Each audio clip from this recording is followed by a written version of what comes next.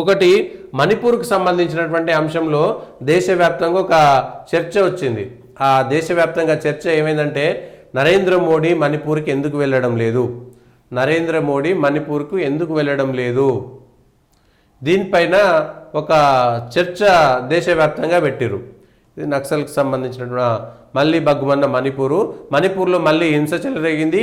Cookie Meitei వర్గాల మధ్య ఘర్షణతో అయితే మీడియాతో సహా దేశ ప్రజలంతా కూడా ఒక్కసారి చరిత్ర తెలుసుకోవాల్సినటువంటి అవసరం ఉంది.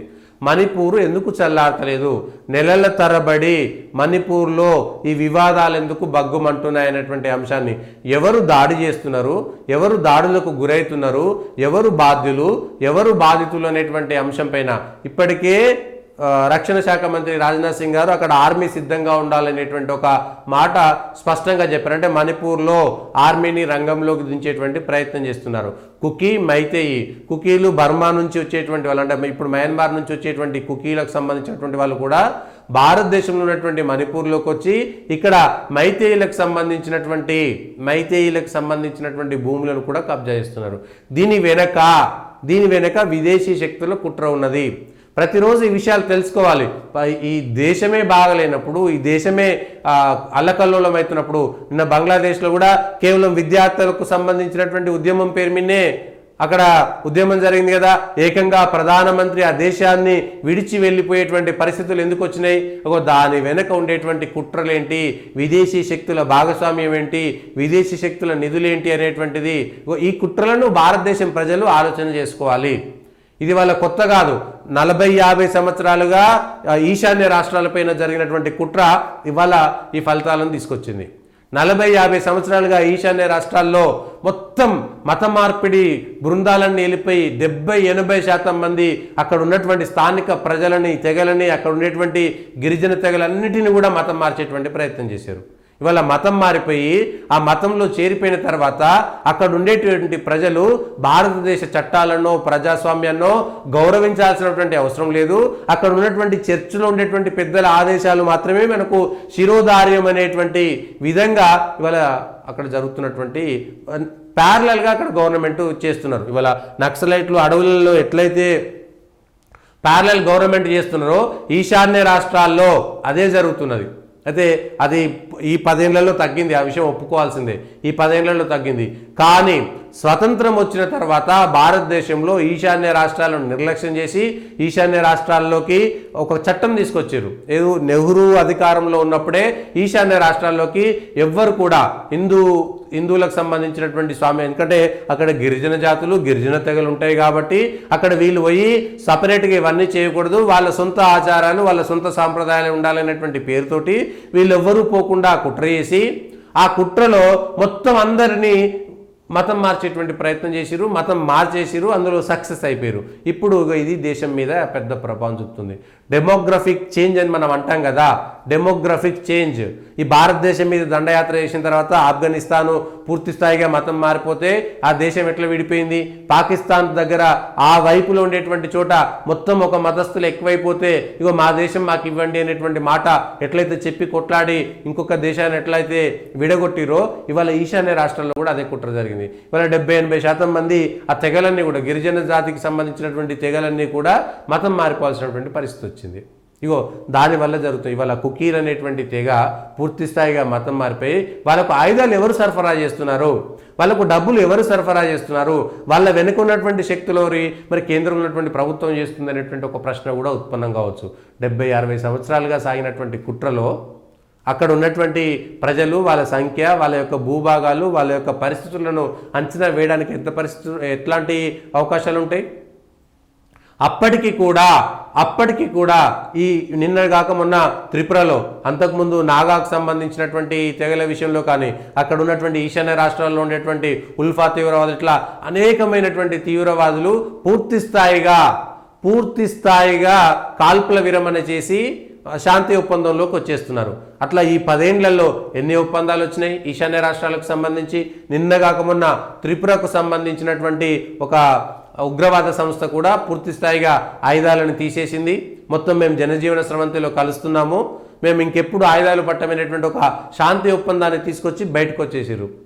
ఇది జరగాలంటే 40-50 సంవత్సరాలుగా జరిగినటువంటి నష్టము అది నివారణ చేయాలంటే ఎంతకాలం పడుతుంది? ఇది తమ అవసరాల కోసం ఎట్లయితే ఉగ్రవాదాన్ని కొన్ని దేశాలు తమకు అనుకూలంగా పాముకు పాలు పోసి పెంచినట్టుగా ఎట్లయితే పెంచిరో భారతదేశంలో కూడా ఇవాళ మణిపూర్లో జరుగుతున్నటువంటి కుట్ర, బంగ్లాదేశ్లో జరిగినటువంటి అల్లర్లకు అదే రకమైనటువంటి పోలిక ఉన్నది. ఇప్పటికే భారతదేశం మయన్మార్ని హెచ్చరించింది. మయన్మార్ నుంచి ఎవరైనా సరే ఆయుధాలు సరఫరా మణిపూర్కి చేశారంటే బాగుండదనేటువంటి మాట చెప్పిన తర్వాత తగ్గిపోయింది. ఇది జరిగిన వెంటనే అక్కడ ఉన్నటువంటి ఆ మిలిటెంట్లు వాళ్ళకు రాకెట్ లాంచర్లు ఎక్కడికి వస్తున్నాయి, అత్యంత అధునాతనమైనటువంటి ఆయుధాలు ఎక్కడికి వస్తున్నాయి, డ్రగ్స్ సరఫరా చేసేటువంటి ముఠాలతో వాళ్ళకు ఉన్నటువంటి సంబంధాలు ఏంటి, కేవలం డ్రగ్స్, ఈ దేశంలో డ్రగ్స్ బారిన పడేటువంటి అంటే ఈ దేశాన్ని విచ్ఛిన్నం చేయడం కోసం విదేశీ కుట్రలు, విదేశాలకు సంబంధించినటువంటి సిద్ధాంతాలు ఎంత దూరమైనా దిగజారుతాయి. వాళ్ళకు భారతదేశం నాశనం కావాలి. భారతదేశంలో డ్రగ్స్ అమ్ముకుంటూ వచ్చేటువంటి డబ్బులతోటి వాళ్ళు ఎంజాయ్ చేస్తుంటారు. భారతదేశంలో ఆయుధాలు పంపిస్తే ఆయుధాల ద్వారా అమ్ముకోవడం కోసం వచ్చేదంటే దాంట్లో ఇట్లా ఆయుధ ముఠ, డ్రగ్స్ ముఠ ఈ దేశం పైన కూడా కన్నేసింది. కాబట్టి దేశ ప్రజలు ఒకసారి అర్థం చేసుకోవాలి, మణిపూర్లో జరుగుతున్నటువంటి అల్లర్లకు కారణం ఎవరు కుట్రదారులు, ఎవరు ఎందుకు మతాలు మార్చేటువంటి కుట్ర 40-50 సంవత్సరాలు చేసిర్రు, అంతకుముందు ఎందుకు వాళ్ళ దగ్గర లేవు? వాళ్ళు గిరిజన జాతులకు సంబంధించినటువంటి సాధారణ ఆయుధాలు వాళ్ళ దగ్గర ఉంటాయి, కానీ ఎప్పుడు ఆ తెగల మధ్యన ఇంత దారుణమైనటువంటి కొట్లాటలు జరగలేదు. కేవలం మైతేయుల మీద ఎందుకు జరుగుతున్నది? మైతేయి ఒక్కసారి మీరు గూగుల్ సెర్చ్ చేయండి, మైతేయుల యొక్క సాంప్రదాయం ఎట్లుంటుందో. కుకీల సాంప్రదాయం కూడా భారత సాంప్రదాయమే ఉండేది, కానీ దాన్ని మార్చేసారు. మైతేయులు పూర్తి స్థాయిగా భారత సాంప్రదాయాన్ని మాత్రమే పాటిస్తున్నారు, వాళ్ళు ఎవరు మతం మారలేదు. అందుకోసం ఈ కుట్ర జరుగుతుంది. దీంట్లో ఈ రిజర్వేషన్ల గొడవ, కులాల గొడవ కూడా కొంత తోడైంది. దీన్ని అగ్నికి ఆజ్యం పోసినట్టుగా దాన్ని రాజకీయంగా వాడుకున్నటువంటి సందర్భం. ఎందుకంటే భారతదేశంలో జమ్మూ కాశ్మీర్లో 370 ఆర్టికల్ పోతే మాకేం సంబంధం, అది జమ్మూ కాశ్మీర్ కదా, 100 కోట్ల రూపాయలు జమ్మూ కాశ్మీర్కి పోతుందిగా అనుకున్నారు. కానీ అరే అక్కడ శాంతి సౌభ్రాతృత్వం ఉంటే దేశ ప్రజలందరికీ కూడా అక్కడ జమ్మూ కాశ్మీర్ మీద 1000 కోట్ల రూపాయలు వెచ్చించాల్సి వచ్చింది. రక్షణ శాఖ, కేంద్ర ప్రభుత్వము కొన్ని 1000 కోట్ల రూపాయలు. అట్లా ఇప్పుడు ఆ 1000 కోట్ల రూపాయల డబ్బులని ఇంకొక ఇన్వెస్ట్మెంట్ కింద పెట్టుకుంటున్నాం కదా. అంటే ఉగ్రవాదం లేకపోతే, శాంతి ఉంటే మనం ఆ ఉగ్రవాదమో లేకపోతే తీవ్రవాదానికి సంబంధించినటువంటి దాన్ని ఏరేయడం కోసం పెట్టేటువంటి ఖర్చు, ఈ దేశంలో అనేకమైనటువంటి అభివృద్ధి కార్యక్రమాల మీద లేదంటే ప్రజలకు రావాల్సినటువంటి సంక్షేమ కార్యక్రమాల కోసం ఆ డబ్బులు మనం ఇవ్వడానికి అవకాశం ఉంటుంది కదా. ఇవాళ నక్సలైట్లను ఏరేయడానికి ఇన్ని కోట్ల రూపాయలు ఖర్చు పెట్టాల్సి వస్తుంది. ఇవాళ ఉగ్రవాదాలను ఏరేయడానికి ఇన్ని కోట్ల రూపాయలు ఖర్చు పెట్టాల్సి వస్తుంది. అసలు ఉగ్రవాదమే లేకపోతే అసలు ఏ యుద్ధం, ఏ కొట్లాట ఉండదు కదా. పాకిస్తాన్ ఇవాళ ఉగ్రవాదులను సరఫరా చేయకపోతే, వాళ్ళు శాంతిగా ఉంటే, మనం శాంతిగా ఉంటే కలిసిమెలిసి బతికేటోళ్ళం కదా. బంగ్లాదేశ్లో ఉగ్రవాదం లేకపోతే మనము భారతదేశం కలిసిమెలిసి ఉండేటోళ్ళం కదా. ఈ పైసలన్నీ కూడా అక్కడ పోవాల్సినటువంటి అవసరం లేదు కదా.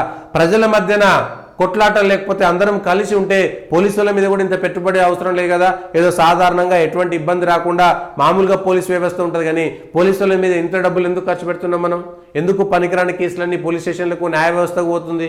అసలు ఆ డబ్బే లేకుండా, అంటే జీవన విధానంలో వచ్చినటువంటి మార్పు వల్ల మనం ఎంత నష్టపోతున్నాం అనేటువంటి ఒక విషయాన్ని అర్థం చేసుకోవాలి. ఇది మణిపూర్కు సంబంధించినటువంటి అంశంలో కీలకంగా మనం మిగిలినటువంటి రాజకీయాలు, అవసరాలు ఎప్పుడైనా వస్తుంటాయి, ఎప్పుడైనా పోతుంటాయి, కానీ అది కాదు కదా కావాల్సింది.